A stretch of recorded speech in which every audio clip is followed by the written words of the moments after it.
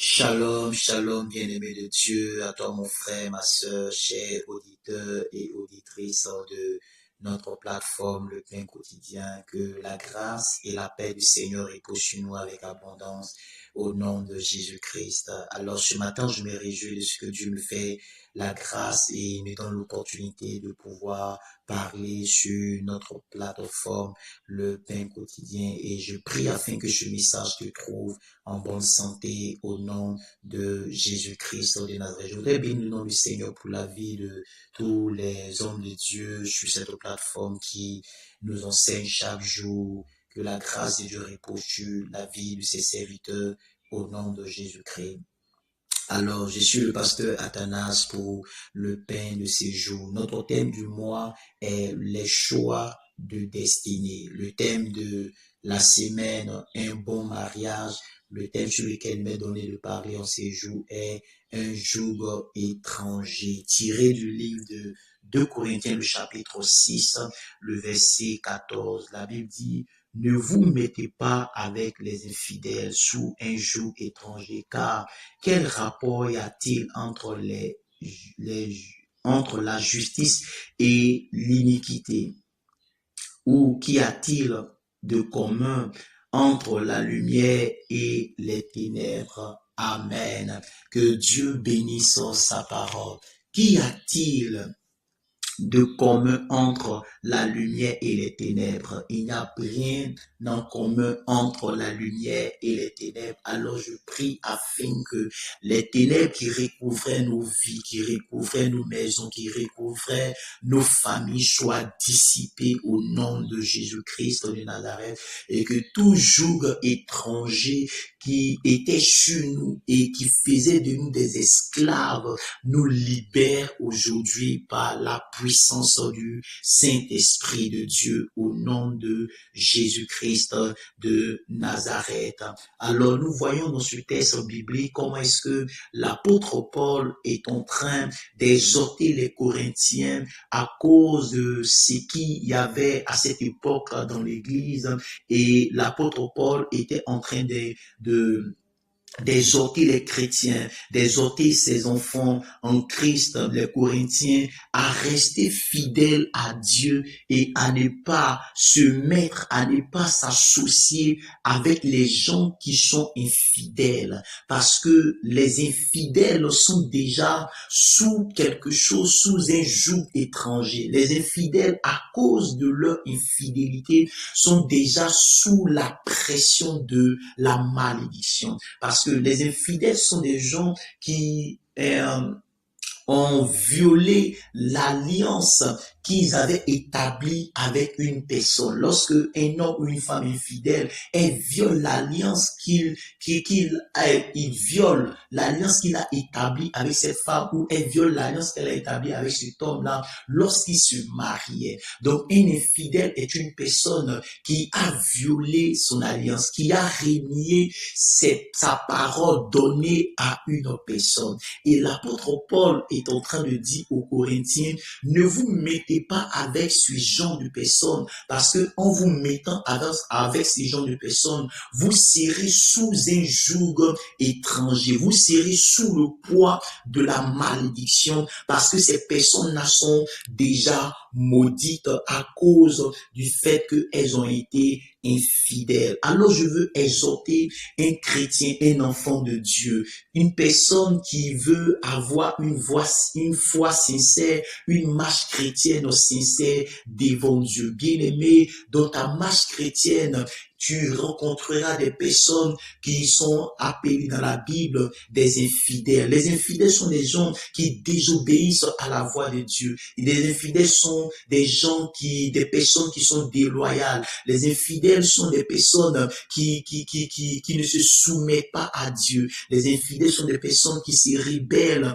à la voix de l'Éternel. Et dans ta marche chrétienne, tu dois t'éloigner de ces genres de personnes. Quand l'apôtre Paul dit aux Corinthiens de ne pas se mettre avec eux, c'est parce qu'il sait exactement de quoi il parle. La Bible déclare dans le livre de 1 Corinthiens, le chapitre 15, le verset 33, la Bible déclare que les mauvaises compagnies corrompent les bonnes mœurs. Ça veut dire que lorsque quelqu'un qui est fidèle à Dieu s'associe à une personne qui est infidèle. L'infidèle finit par corrompre, l'infidèle finit par corrompre le fidèle et à changer sa nature. C'est pourquoi l'apôtre Paul dit que les mauvaises compagnies corrompent les bonnes mœurs.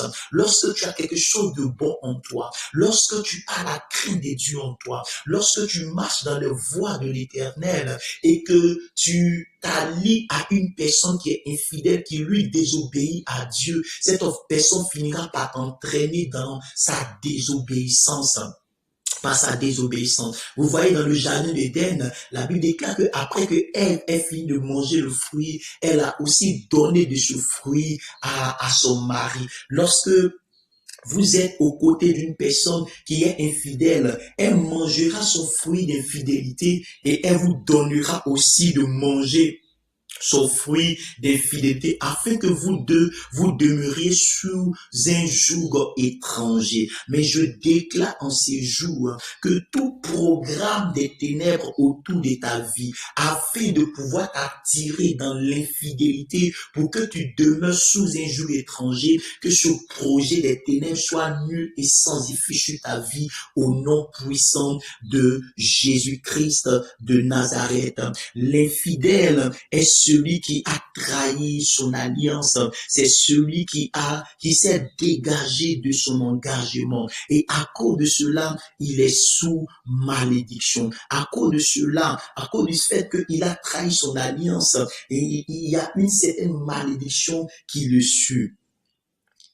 Qu'est-ce qui met qu'est-ce qui peut mettre une personne sous un joug étranger? Ce qui met les hommes sous des jougs étrangers, c'est le péché. Le péché nous met sous un joug étranger et nous déconnecte de la personne de Dieu. Lorsque nous sommes séparés de Dieu, le joug que nous portons est appelé un joug étranger. Mais le Dieu que nous prions a aussi un joug. Jésus dit dans la Bible, dans le livre de Matthieu, le chapitre 11, le verset 30, la Bible déclare que il parle de son joug, il dit que son joug est doux. Donc, même en Christ, Dieu nous met sur nous un joug, mais le joug que Dieu met sur nous est doux. Mais le joug qui est donné par le monde, le joug qui est donné par l'infidélité est un joug amer et est un joug difficile à porter parce que ces jougs-là proviennent de l'infidélité que nous avons vis-à-vis de Dieu. Alors, la Bible déclare que en 2 Pierre, le chapitre 2, verset 19, que nous sommes esclaves de ce qui a triomphé de nous.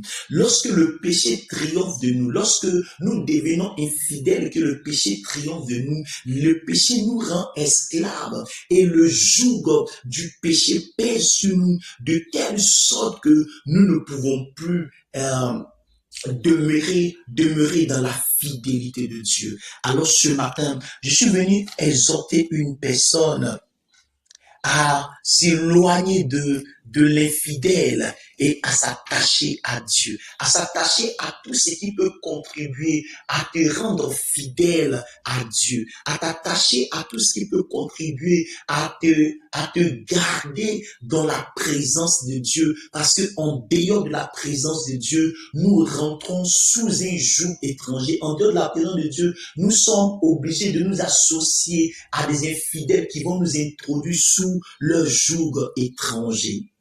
Les jougs étrangers. Comment rester fidèle à Dieu lorsque nous sommes enfants de Dieu? Qu'est-ce que nous devons faire pour rester fidèle à Dieu? Alors, je voudrais dire à une personne que pour rester fidèle à Dieu, tu dois apprendre à ne plus donner l'occasion à l'infidèle de te parler. Lorsque nous donnons l'occasion aux gens infidèles de nous parler, alors ces personnes peuvent séduire tes oreilles, peuvent séduire ta vie chrétienne afin que tu puisses aussi demeurer dans l'infidélité compulsive. Une personne infidèle a une certaine langue aiguisée. qui est capable de, par son langage, t'attirer à lui et te détourner de la voie de l'Éternel. La Bible ne dit-elle pas que la Bible ne dit-elle pas que la foi vient de ce qu'on entend et ce qu'on entend vient de la parole de Dieu. Donc, lorsque nous prêtons l'oreille aux infidèles, les infidèles finissent par la parole nous détourner de la voie de Dieu et nous rendre infidèles comme eux. Donc, pour rester fidèle dans la présence de Dieu, c'est de faire en sorte que l'infidèle ne t'explique pas ses expériences ni ses exploits. C'est le fait de fermer ses oreilles à la voix de toute personne qui s'est détenue de Dieu et qui veut t'attirer dans son péché afin que tu demeures sous un joug étranger. La seconde des choses que je voudrais dire maintenant, c'est que pour rester fidèle à Dieu, tu dois apprendre à t'attacher à la lecture de la parole de Dieu. La Bible déclare en Josué le chapitre 1, le verset 8, que ce livre de la loi ne se loigne point de ta bouche. Médite le jour et nuit pour agir fidèlement selon ce qui est écrit. Lorsque nous lisons le livre de la loi nous permet d'agir fidèlement, de rester fidèle, d'être gardé fidèle. Tout enfant de Dieu qui s'éloigne du livre de la loi est exposé aux personnes infidèles et les personnes infidèles peuvent t'attirer dans leur chemin afin que tu demeures sous un joug étranger. La lecture doit être le quotidien de tout enfant de Dieu afin de demeurer fidèle à l'alliance de Dieu, afin de demeurer fidèle à la présence de Dieu. Et la troisième des choses que je veux ajouter à cela, c'est la prière. La prière nous permet de rester focalisé sur Dieu. La prière nous permet d'avoir les regards fixés sur Dieu et d'avoir les regards fermés sur tout ce qui se passe autour de nous. La Bible déclare en 2 Thessaloniciens, le chapitre 5, le verset 17, la Bible nous encourage à prier sans cesse parce que celui qui prie regarde continuellement la face de Dieu. Celui qui prie est vraiment imprégné de la présence de Dieu, est vraiment entouré de tout ce qui concerne la gloire et la présence de Dieu. Et il est difficile qu'un infidèle détourne une personne qui est agenouée dans la présence de Dieu. Alors, pour demeurer fidèle, fais ces trois choses. Ne prête pas ton oreille à l'infidèle. Médite ta Bible et sois un homme de prière. Alors, l'infidèle ne pourra pas te détourner pour te mettre sous un joug étranger. Je prie afin que Dieu nous donne de ne pas nous associer aux infidèles, de ne pas nous mettre avec les infidèles afin de vivre sous un joug étranger, mais que Dieu nous donne de rester attachés, de fermer nos oreilles à la voix des infidèles, de nous donner la capacité, Dieu nous donne la capacité et la grâce d'être des lecteurs de sa parole et à rester constamment dans la prière. Que Dieu nous bénisse, que la grâce de Dieu soit avec nous. Shalom chez nous.